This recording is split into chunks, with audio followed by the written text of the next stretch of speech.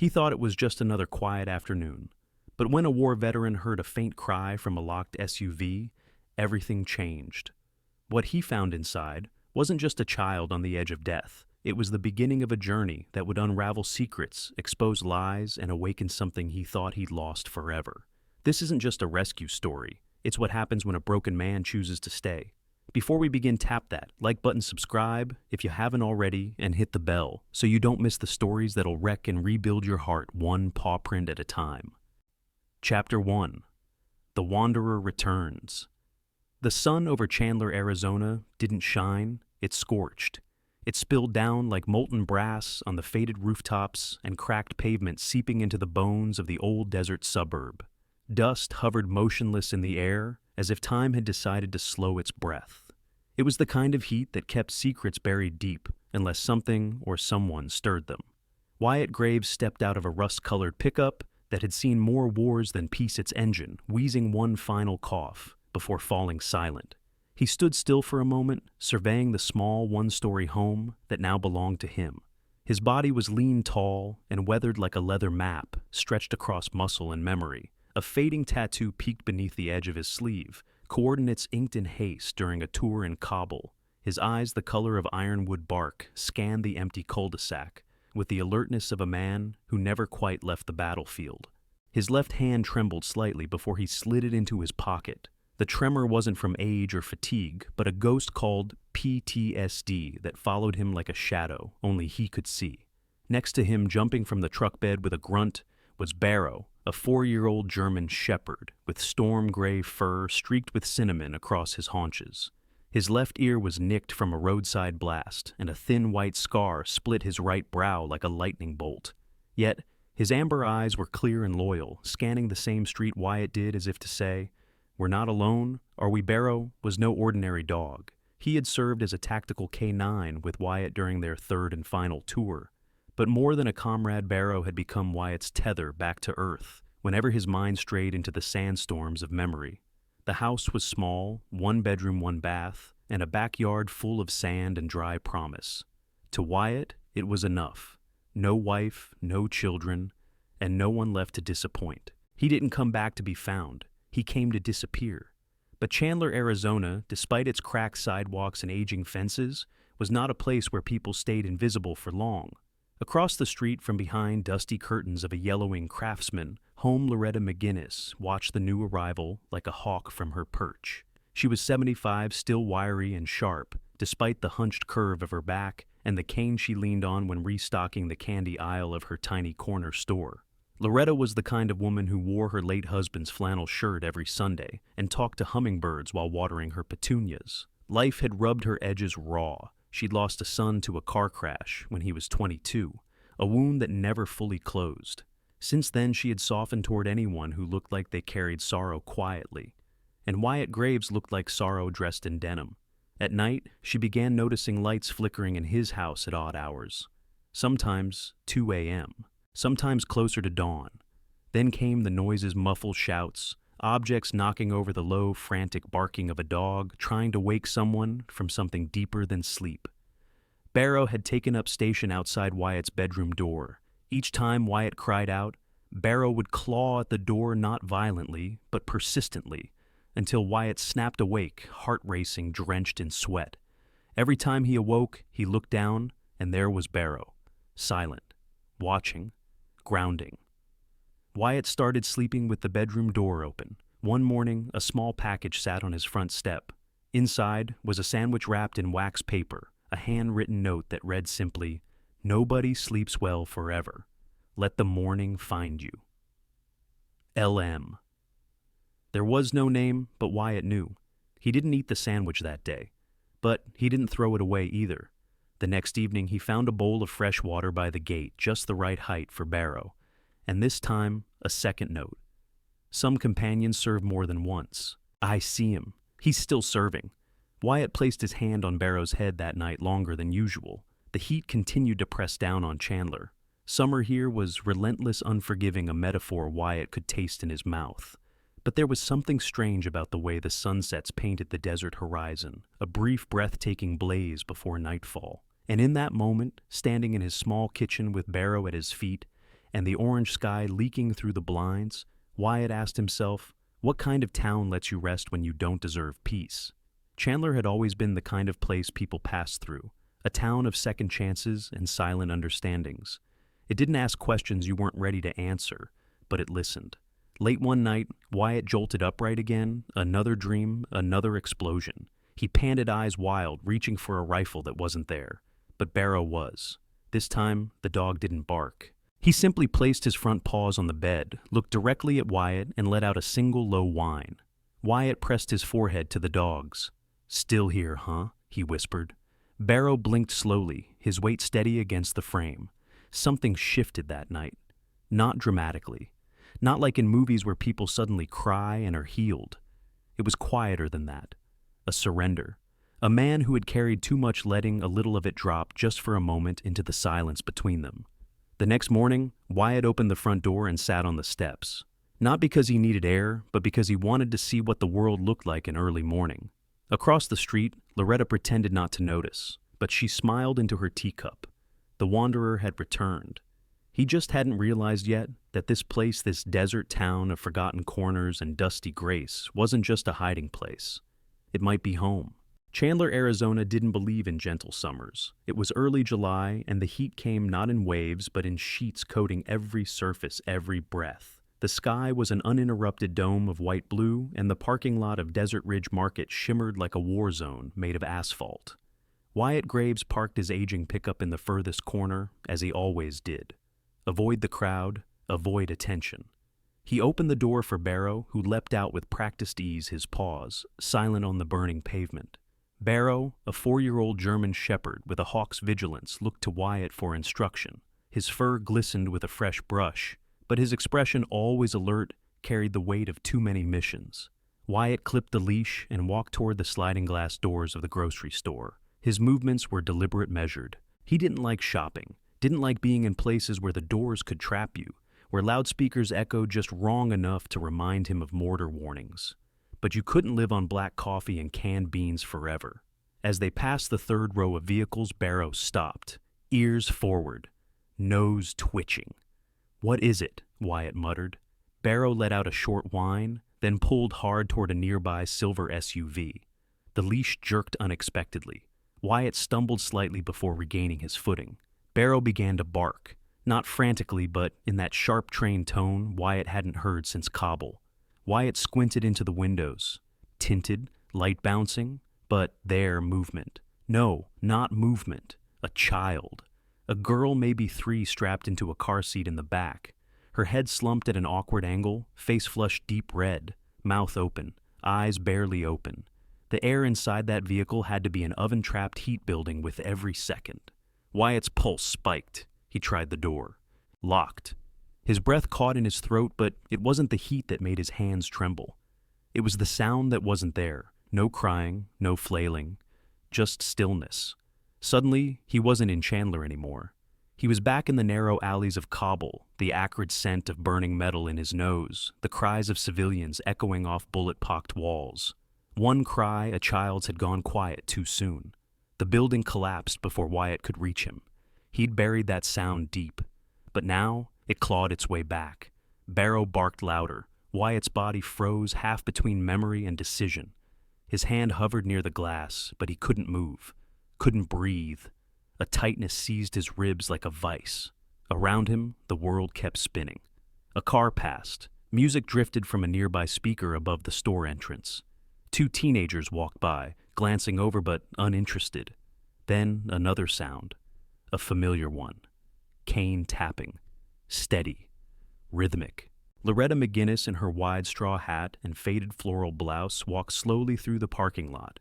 She had come for fruit preserves on sale early bird price before the crowds, but instead paused, sensing something was wrong. She spotted Wyatt standing rigid beside the SUV. Barrow barked again. Loretta's eyes narrowed.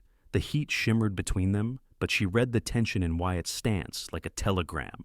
"Wyatt?" she asked, approaching cautiously. "You all right, son?" Wyatt didn't answer. He couldn't. His breath came shallow and fast. Loretta peered into the SUV. Her hand went to her mouth. "Oh, dear Lord," Wyatt finally managed to whisper. "She's not moving." His hands were shaking now, palms clammy, knees locked. "You need to do something."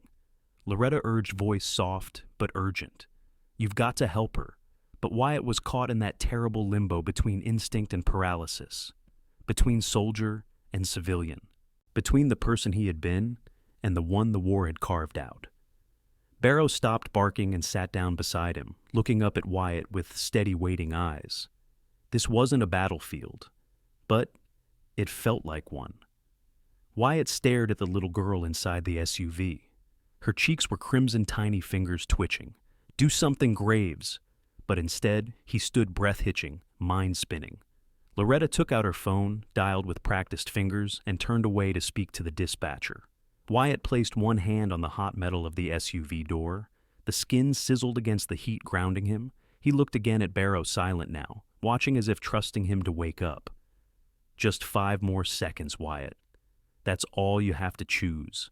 The moment Wyatt's fist broke the rear window of the silver SUV, the world cracked open with it. The sound was sharp, sudden glass, surrendering under the weight of urgency, and for a second, it felt like something inside him shattered too. The memory of Kabul of helplessness dissolved beneath instinct and heat. Barrow let out a bark, short, commanding, then another, and another. The dog planted himself like a wall of fur and muscle between Wyatt and the small crowd that had started forming, his tail, low body, rigid eyes fixed on every movement. His training kicked in with machine-like precision, but his loyalty pulsed with something more, an understanding deeper than command. Wyatt reached through the broken window shards of safety glass, cutting into his forearm, and fumbled for the door lock. He yanked it open and ducked inside. The heat inside the vehicle slammed into him like a furnace. His breath caught. The air was thick, heavy with the sour smell of plastic sweat, and something more terrifying, stillness. The little girl in the car seat wasn't crying. She wasn't moving. Her cheeks were 2 red lips, dry and parted. Her hair clung to her forehead in damp clumps. For a second, Wyatt feared the worst. He unbuckled her seat harness with trembling hands and lifted her out gently but urgently. She was feather light. He carried her out of the car like a relic from a world too fragile to touch. Kneeling on the pavement, he laid her on her back and checked her pulse. Faint, weak, CPR training kicked in. Tilt the head, open the airway, count compressions, give breath. 1, 2, 3. His hands moved with memory. His mind moved with dread. Beside him, Barrow shifted, growling low as someone nearby raised a phone to record. The dog lunged forward, not to bite, not to attack, but to warn. The man stepped back, wide-eyed, lowering his phone. Wyatt breathed into the girl's mouth again. She was so small, barely 3. She hadn't stirred. His heartbeat pounded in his ears like war drums. Then a gasp, not loud, not dramatic, but real. Her chest hitched, then again.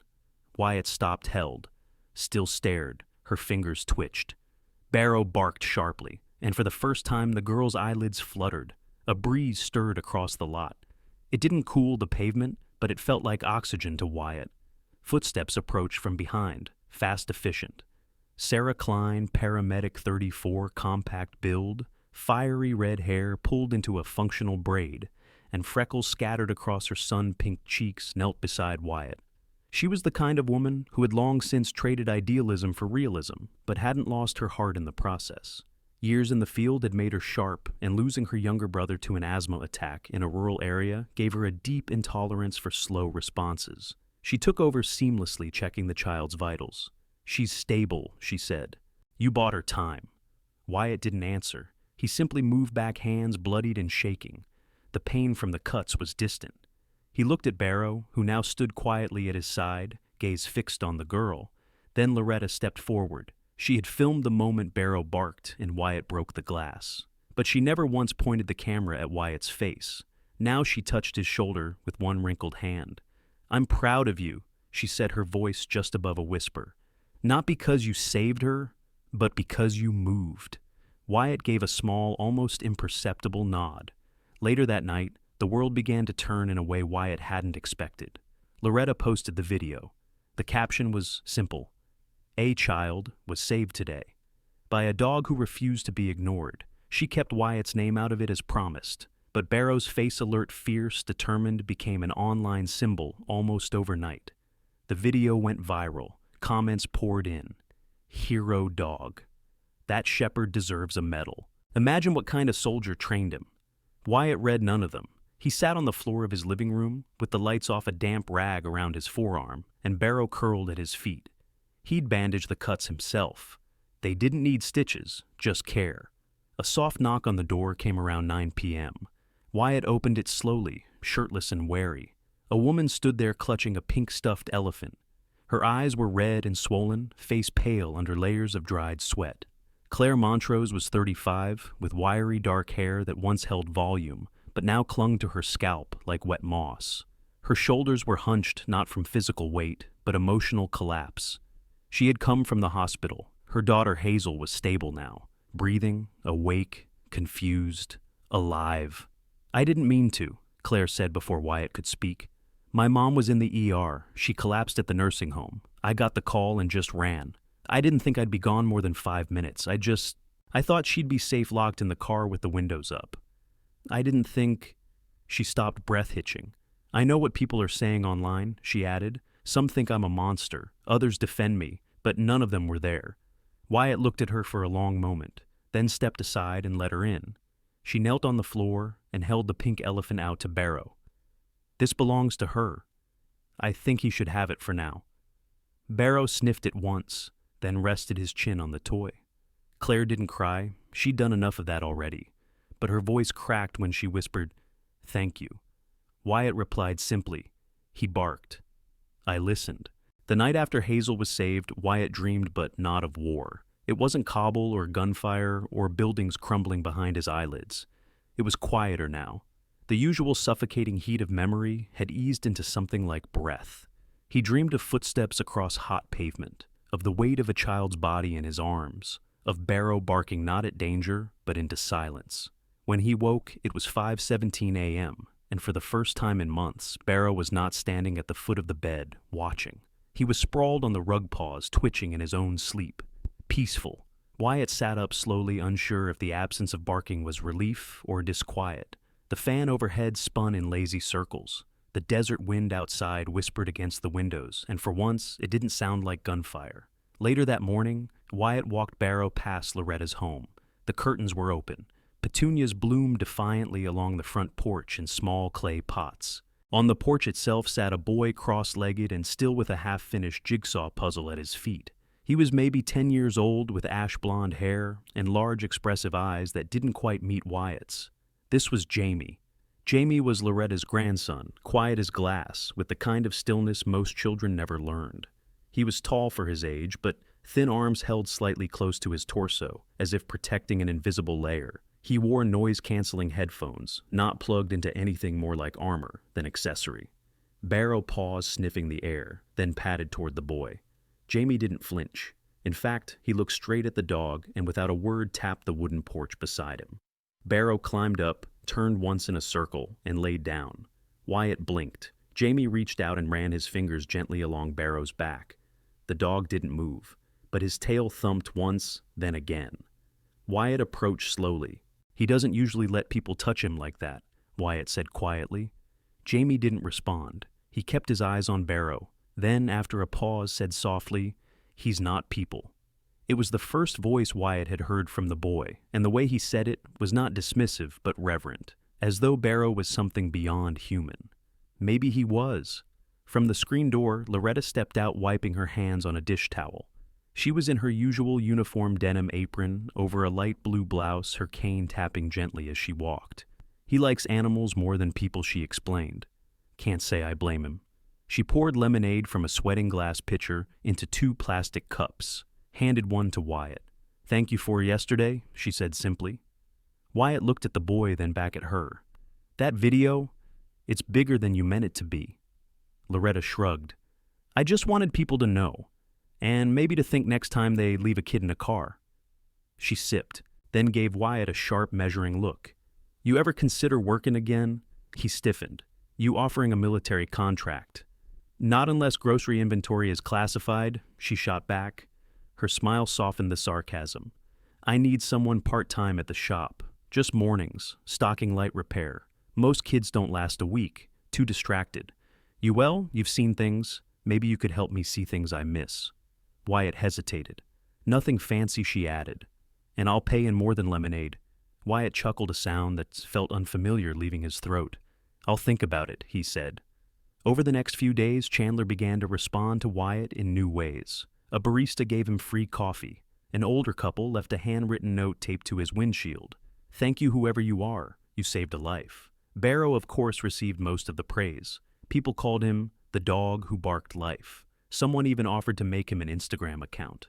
Wyatt declined. At night, the house remained quiet. Barrow slept deeper now, no longer pacing the hallway or pawing at the door. And Wyatt, he began to sleep longer too. The dreams didn't vanish, but they softened. When they came, they brought not screams, but echoes. One morning, as Wyatt helped Loretta stack canned tomatoes at her shop, a place that smelled faintly of cinnamon and aging linoleum, Jamie walked in without his headphones. He wandered to the dog biscuit aisle where Barrow was laying in front of a shelf chewing on a dried bone. Wyatt watched as Jamie knelt beside him, head tilting. Do you think he knows? Jamie asked quietly. Knows what? That he saved someone? Wyatt paused. I think he knows she was in danger, and I think he knew no one else was moving. So he barked. Jamie nodded. I wish I could bark like that when things are wrong. Loretta turned from the register, her eyes moist. Well, she said, clearing her throat, lucky for us, we've got a bark loud enough for all of us. The community center was plain, almost too plain white stucco walls, fluorescent lighting that buzzed faintly overhead, and chairs arranged in an imperfect circle on a linoleum floor that smelled faintly of old mop water and coffee. Wyatt sat near the edge of the circle close to the exit. Barrow lay sprawled at his feet, tail still ears. Alert, one eye half closed, but tracking every movement in the room. He was the only dog allowed in the group, technically an emotional support animal. But to Wyatt, Barrow was more like the final barrier between collapse and survival. Wyatt's hands rested on his knees, knuckles pale, jaw tight. He hadn't spoken yet. He wasn't sure why he had come. The room wasn't crowded, but full enough. Most of the chairs were taken by men and a few women, each carrying invisible stories in their posture, in the way their eyes flicked toward the floor, in how they sometimes flinched when the door creaked open. The facilitator was a woman named June Callahan, mid-40s, short and broad-shouldered, with tightly coiled hair pulled into a bun, and a voice that carried the soft, steady weight of someone who'd seen grief in all its colors. She didn't push. She didn't prod. She waited patiently, like a river smoothing stone. Sitting across from Wyatt was a man in his late 30s, thick-built with a shaved head and a thin silver ring in one ear. His name was Marcus Vale, and he had the posture of a man who had once stood at attention too many times, and now leaned forward like the world was something he had to confront at every second. I had a good week, Marcus said, voice low but firm. Better than most. My daughter made me pancakes yesterday. They were terrible, raw in the middle, but I ate everyone. A small ripple of laughter moved through the circle. Even Wyatt cracked half a smile. June nodded. That's a win. Marcus exhaled. Yeah, a big one. After a pause, June looked at Wyatt. Would you like to share? The silence that followed was cavernous. Wyatt stared at the floor, then at Barrow, then back at his own hands. I wasn't going to come, he said finally, voice rough with disuse. Didn't think I needed to? Still not sure I do. He paused. Everyone waited. But last week he continued. I found a girl. Locked in a car. She was unconscious, maybe dying. I broke the window, pulled her out. Did CPR. She lived. The room stayed still reverent. I didn't think, just acted. But afterward, after she started breathing, I didn't feel relief. I felt like something cracked open. And it didn't bleed. It just let light in. Barrow shifted slightly, pressing his head closer to Wyatt's boot. I think Wyatt took a breath, swallowed. I think it was the first time I didn't hate myself in years. Someone across the room wiped their eyes discreetly. June didn't speak. She just nodded, eyes shining, lips pressed in understanding. Marcus leaned forward. Do you believe in second chances? Wyatt considered the question carefully. I believe in the chance to stop running, he said. After the session, most of the group lingered, sharing coffee and silent nods. Marcus approached Wyatt near the back wall, hands in his pockets, stance casual but intentional. "You've got a hell of a dog," Marcus said. Wyatt glanced at Barrow, who now sat between them, tail tapping gently. "He saved me more than once." "I believe it," Marcus replied. "I saw the video. That girl, she's got a hell of a story now." Wyatt didn't answer. Marcus looked down as if weighing something. "I've been fostering," he said after a beat. "Kids mostly. I started a year after my wife died. Figured if I couldn't fix myself, maybe I could help someone else." Wyatt nodded slowly. "That's brave." Marcus shrugged, more like desperate for purpose. "But that little girl from the video, Hazel Wright, her mom passed away. Internal bleeding. Didn't make it through the night." Wyatt's chest tightened. Claire Marcus nodded. "They're trying to place Hazel. No relatives came forward. She's alone." He paused. "I've already started paperwork. I want to bring her home, permanently." Wyatt looked him in the eye. "You sure know," Marcus said, "but I'm willing." Barrow brushed against Wyatt's leg. The gesture grounded him, kept him from floating away into what-ifs. "That's enough," Wyatt said. That night back at home, Wyatt sat with Barrow on the back porch. The sun was setting, painting the desert in ribbons of orange and soft gray. He poured a little water into a dish, and Barrow lapped it up without urgency. "I told the truth today," Wyatt murmured. Barrow didn't respond, just leaned his head into Wyatt's knee. "I said I didn't hate myself anymore," Wyatt added. "That wasn't for them. That was for me." For the first time, Wyatt reached down and unclipped Barrow's collar, letting it drop to the floor beside them. "You're off duty, soldier," he whispered, and Barrow, content, calm, finally free, closed his eyes and slept, not as a guard, but as a companion. The gas station at the edge of Chandler was the kind of place most people barely noticed. 2 weather-beaten pumps stood beneath a canopy that buzzed under the Arizona sun, while inside a faded mural of desert flowers tried in vain to brighten the cracked stucco walls. Wyatt pulled into the lot in his pickup, planning to fill up before heading to the community center. Barrow sat in the passenger seat, tongue lolling, tail thumping gently against the upholstery. The dog had taken to car rides lately. It was new behavior, an eagerness to go anywhere, as if he too sensed Wyatt's world had started moving again. Wyatt stepped out stretching. The air was thick with heat, the kind that clung to your skin like guilt. As he grabbed the gas nozzle, he heard the screech rubber screaming against asphalt, then a metallic thud, and silence. It had come from the intersection no more than a block away. He turned just in time to see a motorcycle skid across the road, sparks trailing behind. The rider, young male unhelmeted, was flung forward, landing in a crumpled heap near the curb. Smoke began rising from the wreck, the bike hissed, leaking fuel beneath the sun. Wyatt didn't think. He dropped the nozzle, sprinted across the lot, with Barrow bolting ahead, leash trailing free. Traffic had stalled in a messy arc around the accident. Some drivers leaned out of windows, some filmed. Others just sat frozen in air-conditioned comfort. Barrow reached the center of the intersection, first barking like a siren, sharp, guttural, insistent. Cars halted, horns honked, but no one moved forward. Wyatt knelt beside the young man, checking his pulse there, faint but holding. The rider's face was scraped blood, pooling beneath his cheek, one leg twisted at an unnatural angle. He groaned, eyes fluttering open briefly. "We've got you," Wyatt said, voice low, steady. A flicker of heat flashed behind him. The bike was catching. Wyatt lifted the rider onto his shoulders in one movement, gritting his teeth against the weight and the old ache in his back. He ran boots slapping hot pavement, dragging the boy out of reach, just as flames bloomed into the air like a scream. Barrow stayed behind him, then spun in place, barking again, directing traffic with more order than the dazed civilians watching from their cars. When paramedics finally arrived, one of them, Maya Ruiz, mid-20s, short and square-shouldered, with thick black hair tied in a no-nonsense braid, greeted Wyatt with practiced urgency.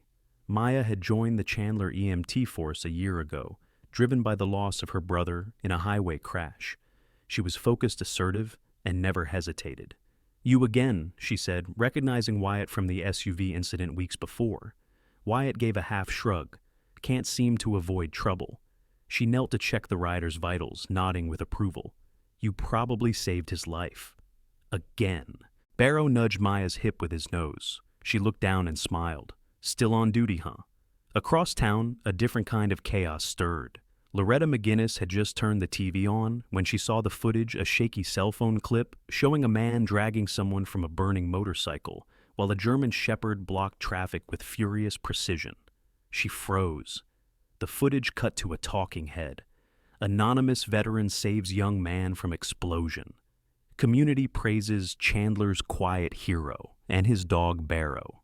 The room spun, her chest tightened. The glass of tea in her hand dropped to the floor and shattered. Jamie, who had been sitting on the living room rug organizing alphabet blocks, looked up. Grandma Loretta gasped, clutching her chest, collapsing into the armrest of her recliner. Jamie stared, eyes wide, heart pounding. Then, as if a switch flipped, he stood up, ran to the kitchen counter, and grabbed the house phone. He pressed 911. His fingers didn't shake. His voice was small but clear. "My grandma's on the floor. She's not breathing right." The dispatcher on the line asked his name. "Jamie," he said. "Jamie McGinnis. Please hurry." And then he sat beside her, just like Wyatt had taught him 3 days earlier. "You stay with her," Wyatt had said. "Crouch beside him in Loretta's kitchen and talk softly. Even if she can't talk back, she'll know you're there." So he did. Back at the gas station, the fire was out. The rider had been taken by ambulance, and the crowd had begun to thin. Wyatt leaned against his truck barrow at his side, the adrenaline still tapering from his limbs. His phone rang. It was the community center. Wyatt came June Callahan's voice. "I just got word from the hospital. Loretta's been admitted. Her grandson Jamie called it in. He knew what to do." Wyatt's stomach dropped. "Is she okay?" he asked. "They think so. She had a mild heart attack." But the quick response made the difference. Wyatt exhaled, rubbing Barrow's head. That night he visited Loretta's hospital room. She lay in bed pale but alert, her eyes soft with recognition. "You again?" she whispered. "Me again?" he replied. Jamie was asleep in the chair beside her, curled like a cat, one hand still resting on the edge of her blanket. "I saw the news," Loretta said. I thought I'd lost another one." Her voice cracked. Wyatt took her hand gently. "You didn't. I never told you," she murmured. "My son, the one who died. It was a motorcycle crash, just like today. I never talk about it, never could, until now." Wyatt squeezed her hand. "Sometimes we have to relive the wound before we name it." Barrow lay beneath her hospital bed, eyes closed. He didn't bark. He didn't pace. He simply stayed. The morning light crept in slow and gentle, no longer filtered through drawn blinds or blocked by the weight of fear. Wyatt Graves stood barefoot at the threshold of his home in Chandler, Arizona, door wide open, coffee in hand, Barrow sitting faithfully at his side. The breeze was warm, but not punishing, stirring the scent of creosote and dry earth. Birds stirred in the jacaranda tree across the street. The quiet no longer pressed on him like silence after a bomb. It was peace. Real peace. A week had passed since the accident near the gas station. Loretta had been released from the hospital 2 days ago, thinner and more tired than before, but still as stubborn as a mule. She had refused to move in with family in Tucson, insisting she had roots here, people who check on me, not fuss over me, she'd said with a wink toward Wyatt. Wyatt had started visiting her daily after work, sometimes just to sit on the porch and talk about nothing. Other times, Jamie would be there quiet but present, always carrying a sketchbook now. He didn't draw people but dogs. Barrow in particular, in every position, imaginable, sleeping, barking, playing, guarding. Jamie had become obsessed in the best way. "See this one?" he asked once, flipping to a page with Barrow's sketch beside a rocket ship. "He's not just a dog anymore. He's part space guardian." Wyatt had laughed genuinely. At the center where he'd once sat in silence, Wyatt now returned as a peer mentor. The Chandler Veterans Recovery Center was a modest building tucked between a dentist office and a faded laundromat, its beige exterior doing little to suggest the life it held inside. But inside it thrummed with broken voices and fragile beginnings. June Callahan had offered him the position herself. "You've walked through hell," she'd said during a post-meeting coffee in the center's back room. "And for once, you didn't come out angry. That's something the others need to see." Wyatt had hesitated. He didn't see himself as anyone's guide. But then he thought of Marcus, of Jamie, of Barrow sleeping without nightmares. "I'll try," he said. He now led 2 sessions a week. Not as a therapist, he wasn't one, but as a man who understood what the walls of your own mind could do to you. When he spoke, it wasn't polished, but it was true. Raw truths have a weight all their own. Between sessions and mornings at Loretta's shop, Wyatt began training Jamie in basic dog handling. It started with commands, sit, stay, come, but soon moved to deeper connections, understanding body language, eye contact, trust. Barrow was patient, gentle with Jamie, in a way he hadn't been with anyone else besides Wyatt. One afternoon, Wyatt and Jamie practiced recall in the back lot behind the shop. Jamie stood across the lot, hands shaking slightly. Barrow sat at attention. "Ready?" Wyatt asked. Jamie nodded. "Okay, Barrow. Come." Barrow hesitated half a second, then dashed across the pavement, ears, perked tongue flapping. Jamie opened his arms. Barrow barreled into him with playful force, knocking the boy into a giggling heap. Wyatt grinned. "Next week we try obstacle courses." Jamie's eyes lit up. "Can I draw them first?" "You better." Later that night, Wyatt sat by the window, watching the stars emerge above the city's soft glow. He held an old, worn photograph in his hand. 3 men in uniform, arms draped across each other's eyes, full of the kind of hope that could only come from shared survival. One of them was Wyatt. The other 2 were gone. He didn't cry anymore when he looked at them, but he spoke out loud just once to the photo. "I didn't save you, but I'm still trying." Barrow stirred at his feet, ears twitching as if he too understood. That weekend, the center hosted its first Veteran and Companion Animal Day, inviting families and therapy animals to connect. Wyatt brought Barrow, of course, but Jamie tagged along too proudly, holding Barrow's leash like a badge of honor. At one point, a young girl approached them, dark curls, shy smile, about 5 years old. She reached out to pet Barrow. Jamie knelt down beside her and whispered, "You have to let him sniff your hand first. He likes to know who you are." The girl complied. Barrow sniffed once, then licked her palm. Jamie beamed. Across the field, June watched the moment unfold. She turned to Wyatt, who stood beside her with folded arms. "You're good at this," she said. "I had a good teacher," he replied. She raised an eyebrow. "I meant Barrow," he added. They both laughed.